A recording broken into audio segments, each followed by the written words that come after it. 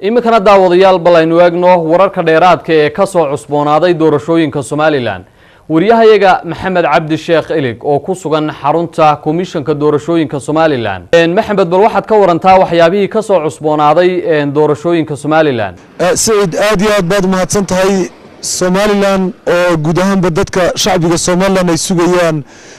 inay helaan natiijadii ka soo baxday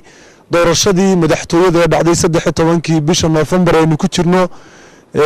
ayaa guud ahaan dadku dhagtaagayaan Somaliland beesha caalamka iyo wadamada jaarka iyo guud ahaan Soomaalida dunida oo dhan ku dhaqan waxay sugaysaa natiijadii rasmiga ahayd ee ka soo baxday dadkii codkooda ka dhibtay doorashadii Somaliland sidaas oo ay tahay guddiga doorashooyinka qaranku waxay si rasmi ah ugu dhawaaqi doonaan sida ay noo sheegeen saraakiisha guddiga doorashooyinka qaranku berito subaxnimadka in ay ku dhawaaqi doonaan natiijada kala dambaysta ee ka soo baxday doorashada Somaliland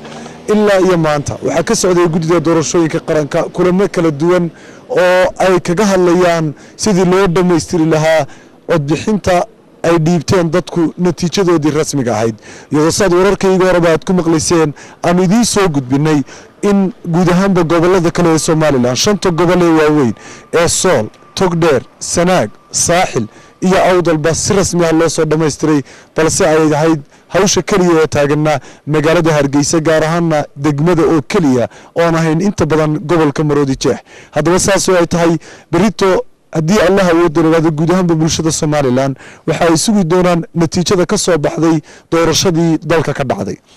gudoomiyaha xisbiga mucaaradka ee wadani isla markaasina ahaa musharaxii la tartamay labada musharax ee kale ee injineer Faysal Cali Waraabe iyo Mudane Muuse Biixi Cabdi oo ku tartamay doorashadii madaxtooyada Somaliland waxa uu goor dhaweyd oo warbaahinta la hadlay uu sheegay saacad ka hor meelahaas in natiijadii ka soo baxday doorashada uu u marayo hab sharciya aan waafaqsanayna natiijada ay ku dhawaaqi doonaan guddiga doorashooyinka qaranku